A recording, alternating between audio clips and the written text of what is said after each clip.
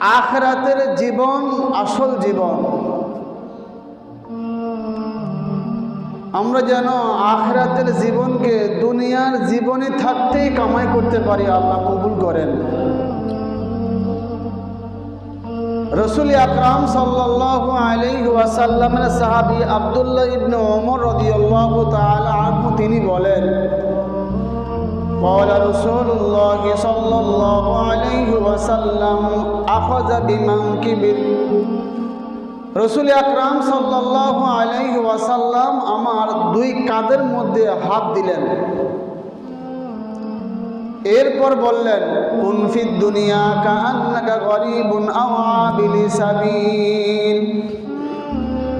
দুনিয়ার মধ্যে এমন ভাবে থাকো যেন তুমি আগন্তুক পথিক মুসাফির। আমি দুনিয়াতে